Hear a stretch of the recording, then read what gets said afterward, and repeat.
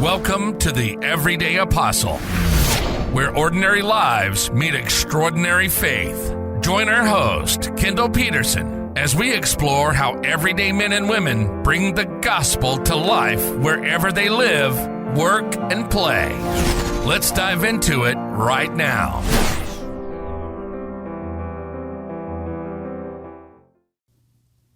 Hello, and welcome to episode 20 of the Everyday Apostle podcast. It's a thrill to be here with you today. My name is Kendall Peterson. I'm the host, and I get the pleasure of bringing wonderful people into the studio and talking about their faith and how they live their life.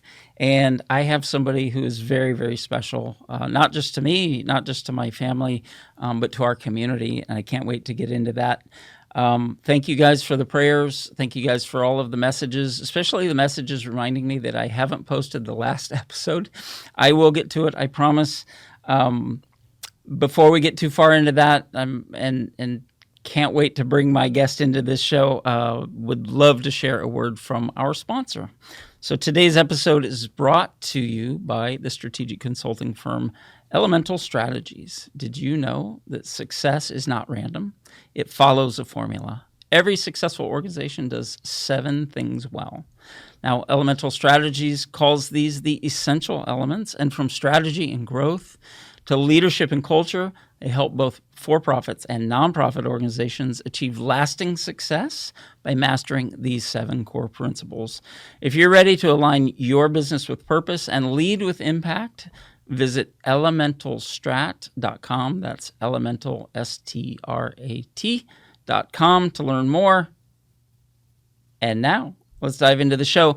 Today on the Everyday Apostle, I'm excited to welcome someone who I met because she does her show literally right behind me in the podcast studio behind me, which is why I'm a little bit intimidated to have her on the show. Shirley, welcome to the Everyday Apostle. Thank you for having me, and there's no reason to be intimidated at all. Come on, I've seen your show. It's amazing.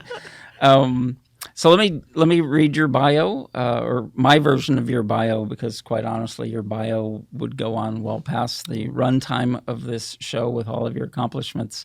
My guest today is someone who wears a lot of hats. She is CEO, community leader, award winner, and perhaps most impressively, a mom of 3.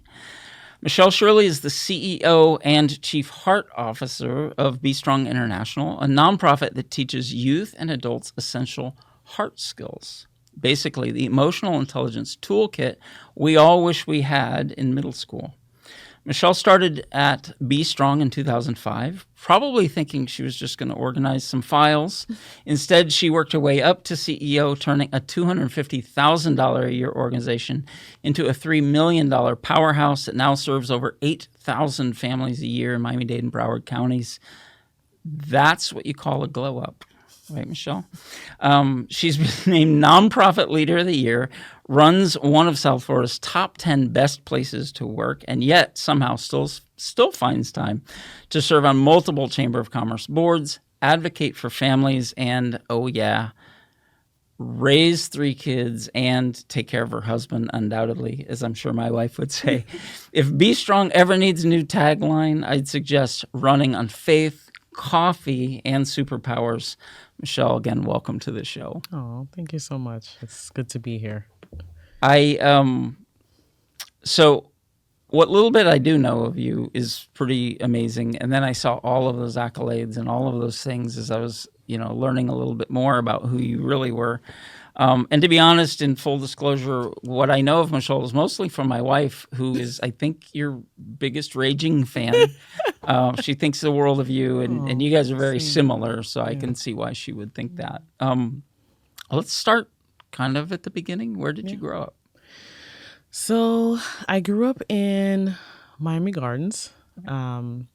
Used to be, if people are listening and they're familiar with Miami, used to be what they call Carroll City before it incorporated into Miami Gardens. But to 2 parents who literally came from Jamaica in the 80s.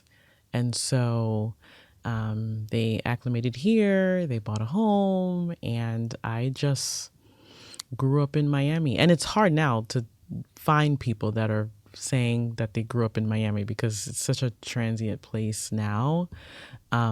But yeah, that's where I'm from. That's amazing. I don't know why I thought you were from somewhere else. No, But, no. you just don't necessarily vibe? have that. Yeah, yeah. Don't have that From vibe? somewhere else. So did you have brothers and sisters and all of that? So I have two older brothers that were from a different marriage when my dad first married. And then I do have a younger sister who's now in the Carolinas. Her husband is in the military, so they travel often quite a bit. But yeah. Okay. Were you close with your siblings? Are you close with the older brothers who were? So there was a huge gap. There's been some times where we've been close and some times where there's been some situations with them, which kind of all spears into the work that I do now, just relationships. And because of the fact that in my home there was domestic violence at one point and a lot of situations that occurred that were pretty chaotic, my brothers left home very early. And started life and ventured out. And so you know how it goes. If you leave the home early and you're already leaving because you feel, like it's a chaotic place to be and you want to find your way, of course, there's challenges that you meet just because you're young and you're inexperienced, and they went through quite a bit of that. So I did reunite with them over the years, and it's been good, but they still have their challenges, and I think it speaks to the trauma sometimes that we experience in our lives and whether or not we want to take that on and really address those challenges so that we can just have a better sense of our future and what we want to do and our passion and our purpose. And I think that's where the divide was. My sister and I are close, though. Okay. Mm-hmm.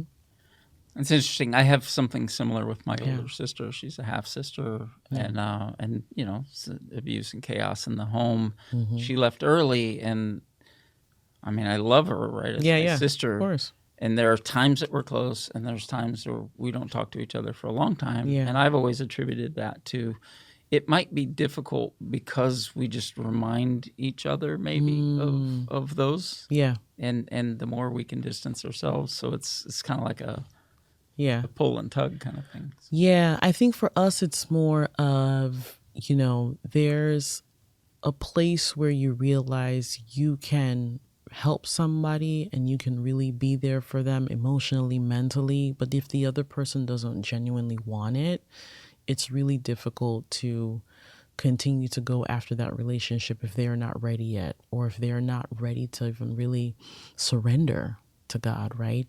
In a place of deep faith. So I think that's where it kind of gets a little tricky. But my heart has always been always open, always available, always ready.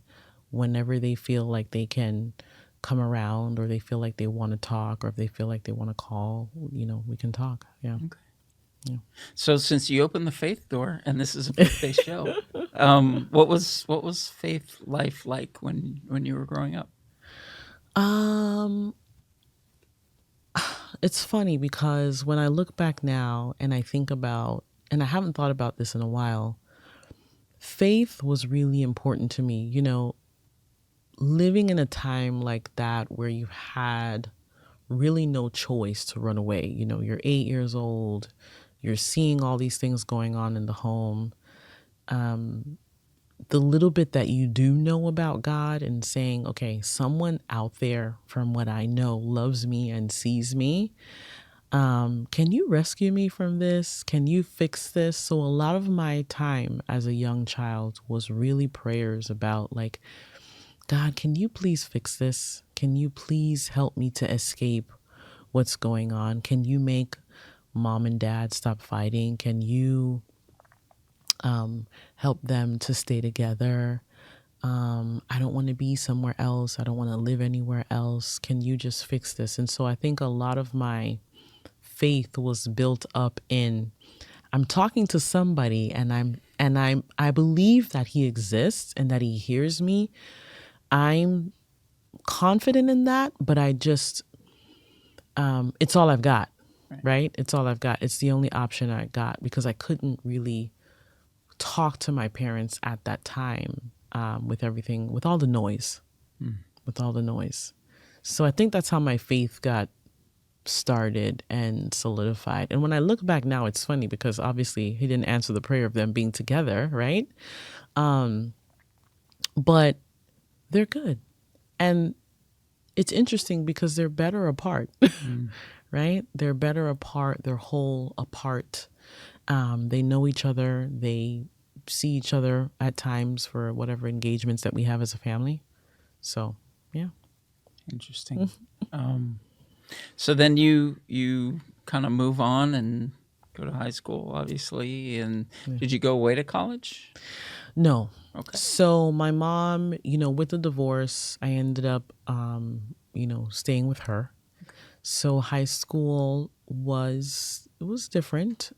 Just trying to navigate with her whatever challenges she was experiencing now as a single mom. And I think it was more so combing through what she said she could do and what she couldn't do for me and what I had to figure out on my own. So getting a job so that I could buy my own things, just gaining that little bit of independence, not having to put any stress on her for things that I could pay for myself, just kind of walking into that young adulthood mentality of independence and responsibility. And then for college, she really drilled, like, you need to stay somewhere close because I do not have the funds to get on a plane, ship things to you, do all those things that I saw on TV that I kind of wanted, right? I kind of wanted like the whole, everybody get in the car, we're driving and dropping her off. That's what I've heard and that's what I saw. And I didn't get a chance to get that. So it was interesting. Yeah. Yeah, we have that in our own family too. Yeah. So local school, local college, right? Yeah. And oftentimes that's where, if you have any kind of faith as a kid, that's where it goes off the rails, right? Because the world is ready to just pull you in whatever direction that looks shiny and fancy and fun, right? How was that for you? It was definitely shiny and fancy and fun. To the point, it was too much fun to the point where I almost ended up on, I was close on academic probation, just really messing around way too much. I think part of it too, that I look back now, part of it was, I think, exhaustion, because here it was a young lady with so much going on at home, still trying to be resilient, still making good grades, student government, sports. You're just spreading yourself so thin and you're trying to perform for everybody and you're dying inside and no one knows that you're dying inside. So I think by the time I got to college, it was more of like, you know what? Forget it, right? I just want to relax. I want to party. Oh, what is that? What is a club? I want to go there. I want to do this. And you start experimenting. Of course, I didn't do, drugs or anything heavy like that. And some kids do, unfortunately. But it was just that way of escape for me. And faith was convicting, but not enough at times where I needed it the most in some circumstances, I would say. Yeah, the same God that doesn't clearly answer, right, that situation you're asking him for, right? He's just as distant or close, right? Mm-hmm. But he's at that same distance when you're in college, and it's like, man, I'm exhausted, but nobody's, like, the pressing need isn't there like it is when you're at home. Yeah. So maybe I can go do this, and then it feels good, right? Yeah. Because it's a disconnect from that whole chaotic life. Yeah. I get that. Obviously, you made it through because you're not still in college. So, what happened after college? What let me ask this. In college, did you know what you wanted to do? Yes. So I knew right out the gate, I wanted to be a medical doctor. I really felt the calling to the gift of helps, right? Just really wanted to stay in that place. And I felt like being a doctor because as a young girl, I would be outside, I'd cut up lizards and look at them and do all this weird stuff. Now I'm running from lizards. Like, I don't know what happened in the transition. But that's what I wanted to do. Now, when I ended up getting probably about a year and a half in, I was like, I don't want to do this. I don't like chemistry. Simple things in biology, I was struggling with it. And so I felt like I was forcing myself to still do it. And there's a process in pre-med where, you know, you hear about the weed out process and it's like, you're either going to make it or break, you know, break you here. I definitely got broken. So I ended up switching to business and I just loved it. I loved the concept of business. I loved everything, sales, marketing, and all of that. And so I didn't know later on where it would lead me, of course. But that's what happened. Now I did, you know, because of playing around, there was this one instance that I'll share where I had a guidance counselor pretty much say to me, listen, if you keep this up, you're not going to go anywhere. You're not going to be able to transfer anywhere with these grades. Like, you've got to get it together. And that's when I really broke down and realized that I was really messing up what I had worked so hard for all these years. And she was a Caucasian woman, and she said, you know what, you're beautiful, you're intelligent, what's going on? And of course I broke down to her, and she was that one person that just came at the right point, at the right time, and just spoke truth to me. And from there, I didn't need much to turn it around, and I did and graduated. Yep. Awesome. So a degree in business? Degree in business. Okay. Yeah. And then you're going to go change the world. Right. That's what I thought. Yeah. It was so sad when I couldn't find a job, like most people, you know, it's just like, trying to find a job in Miami, a livable wage job, right? It was difficult even back then. And I landed up at a health center that was really for low income population. And I saw so much there, so much need, so much lack of information and resources, and I really fell in love with it to the point where an administrator saw my potential and put me a part of like these other programs that they had, sort of like a step up, like, hey, why don't you take on this diabetes program? Why don't you take on this other program? And so that's how I kind of started finding my way, like, hey, I can balance caring about others and the business side of it and somehow putting that together. Yeah. Okay. Had you met your husband by then? No, I was still dating a lot. Wild and free. Yeah. Okay. Yeah. Faith, where's that at that point in your life when you have so many other things calling your attention?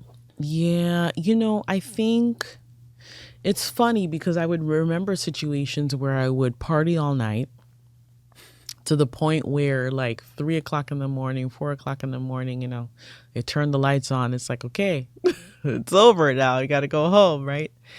And I'd sleep for 3 hours and get up and go to church. So there was still this sort of like tugging on like, girl, you got to make sure that you still, something's going on and you got to figure this out. But I was in this place of like balancing the two, you know, really trying to balance the two. It was a weird space when I look back now. But I think it was because, you know, when the scripture says, train up a child in the way that they should grow. And when they're old, they won't depart from it. I think I was trained so much that I couldn't let faith go, even though I wasn't doing things that I think God was pleased with, if that makes sense.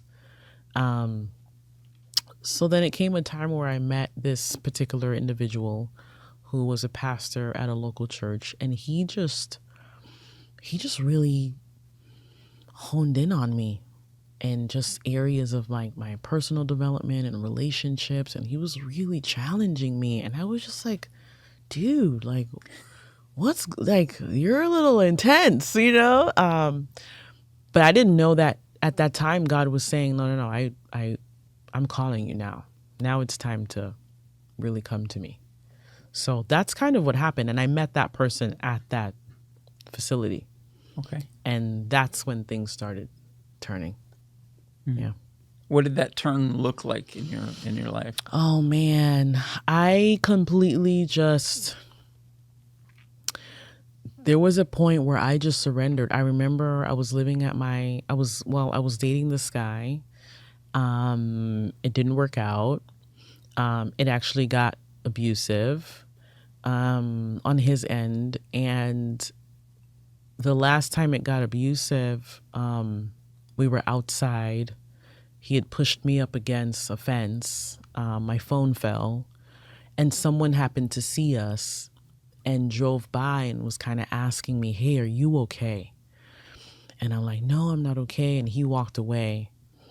And I think that's when I realized, like, what am I doing here? Like, this is not, it's almost like I saw the repeat of what had happened in my earlier, childhood days as an adult. And I just kind of realized, like, how did I get here?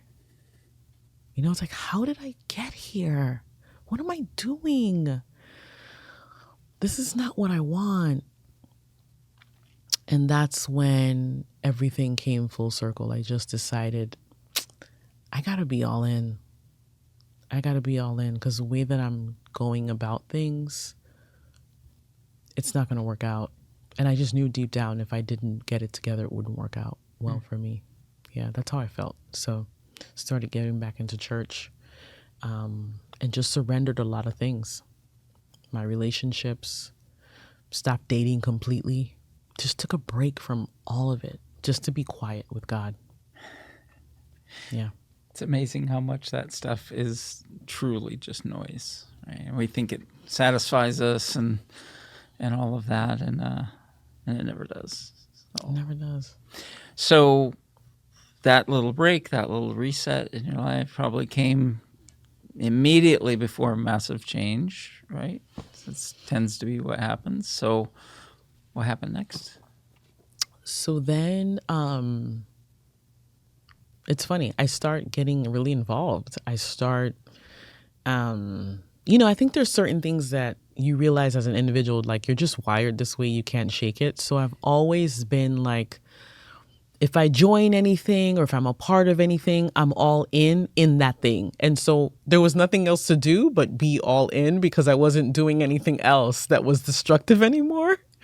And even then, I remember there were times at the church where the church, some of them would say, hey, you can slow down on this. Like you can, relax, pull it back a little bit, because whatever they asked me to do, if it was for teen moms and we needed to do something for them, it was like immediately, all right, let's get this resource. Let's set this. Let's put this together. Let's do a health fair. So I almost realized there were times where I moved too fast even for them. But it was just already in my DNA to just be that kind of individual. And I didn't know that I was being shaped. So I would say it was just volunteering, serving, and really having this desire to share with other folks what God was doing in my life. Yeah. And what was going on in your professional life at that point? So I was still at the clinic, and now I was moving over so the clinic had applied for a grant, and that grant was actually working with children, teens, and helping those teens just make really good decisions about, their lives. And so it was all about avoiding risky behaviors and whatnot. And so when that company didn't get the funding, they knew of the organization that did, which was Be Strong at the time. And so the CEO at the time of Be Strong said, oh, your facility didn't get the funding? Bring all your people over here and I'll hire them since I got the money.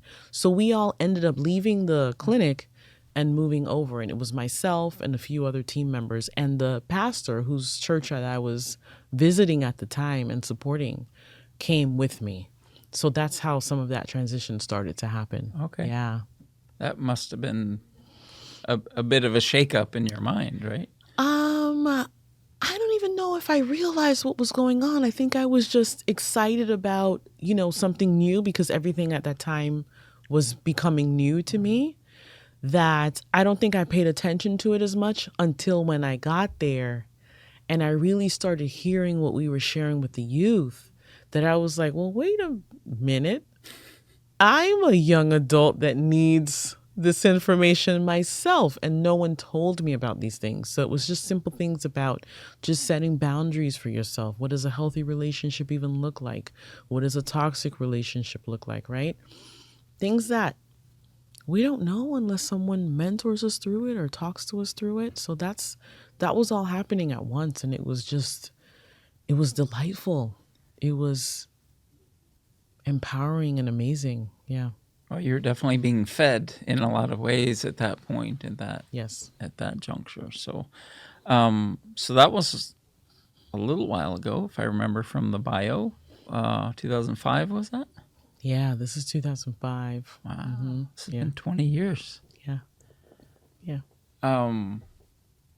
Okay, so in that 20 years, this is the thing about a short show, Right? Like How do we're I- how almost do we out of get it? time. All right, so we got to go through 20 years really, really quick.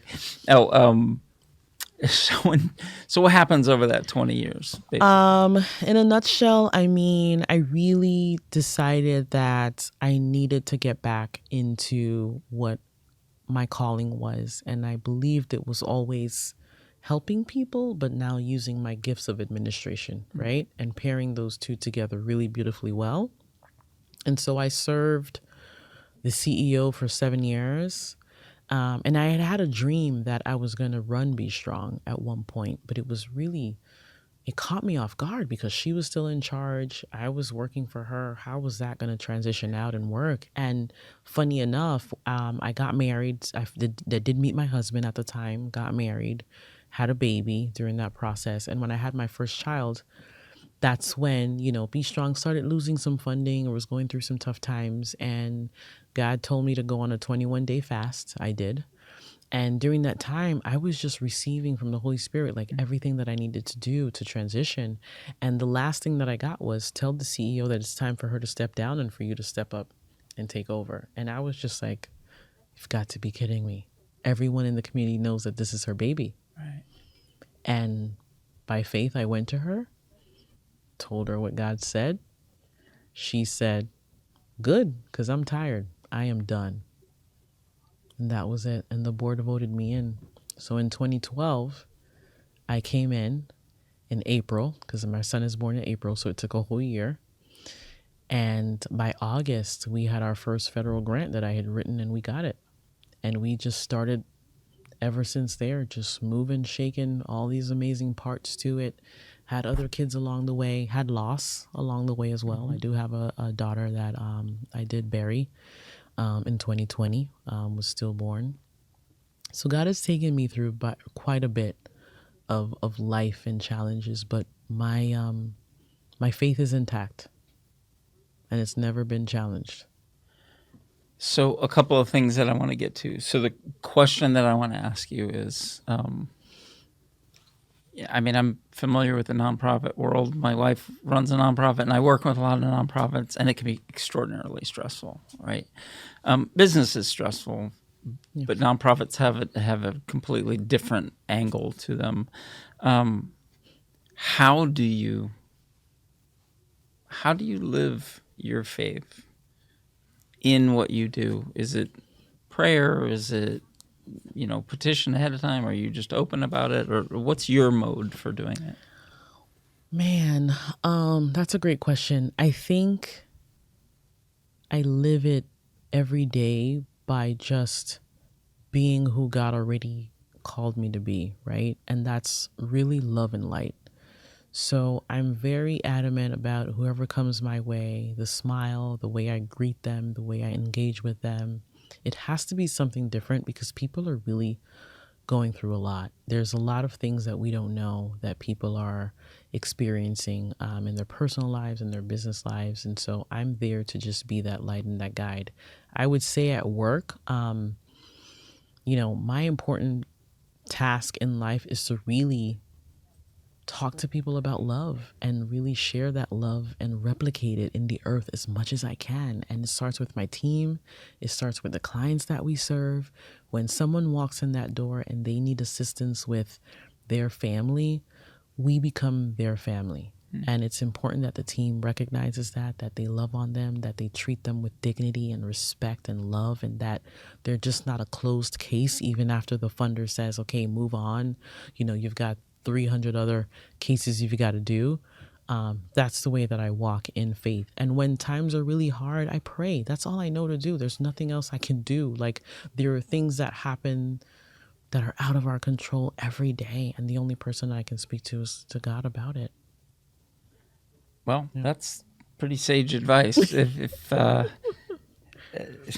I'll take it. I'll take it for sure. And that's the easy thing to forget too at the same time, right? Is that you have to be active. And we can tend to look at God. Oh, God's going to do something. It's kind of a joint venture, right? Yeah. He will do something. Yeah. But you need to be doing something if you want to be a part of that. Yeah. So, man, I wish we weren't out of time, Michelle. We're just getting to the good stuff. A couple of things. First of all, thank you for agreeing to be on the show. Absolutely. I know it's a lot. You have a lot on your plate, and I really appreciate that. And I'm sure the listeners do as well, because you shared some really, really great stuff, especially just stay in prayer, right? And just stay connected no matter what's going on, were kind of the two things that I heard from you. I do want to get the name of your husband and your children on air. So could you tell me who they are? So my amazing husband is Jason Shirley. Awesome. And my kids are Jehu, so Jehu. He's mad that I gave him that name sometimes because he's like, I got to say it 3 times, Mom. So it's Jehu, Zion, and Hope, who passed away. Well, special thanks to your family for, all that you do in this community. And the other thing, I'll make a proclamation on air so that I have to follow up with it. I would love to do a special episode on Be Strong. I do special episodes in addition to this that are focused on different things. So I'd love to come and learn more. That's and see all of the great work that you're doing. And let's get, another avenue of proclaiming that greatness that you have going on there. I love it. Fair enough. Thank you. Again, Michelle, thank you for joining the show. For all the rest of you, thank you for your support. Thank you again for the notes, for the prayers, for everything that you've sent me, and also for those reminders to continue to post the episodes. Keep me in prayer. We're at a decision point. 20 episodes, which I never thought we'd make. Just do we keep going? Do we not? Do we stop? Did it run its course? One of those, is this a season or a lifetime kind of thing? So I'm at that point where I'm contemplating that. And if you have voices to share with me, feel free to do that. Again, episode 20 with Michelle Shirley. This has been a pleasure, Michelle, having you on the show. And for all the rest of you, stay in prayer, stay connected to God, and we'll see you next week. Thanks for tuning in to The Everyday Apostle. Don't forget to like and subscribe on YouTube, on your favorite podcast outlet, and at our website at everydayapostle.com. Until next time, stay blessed.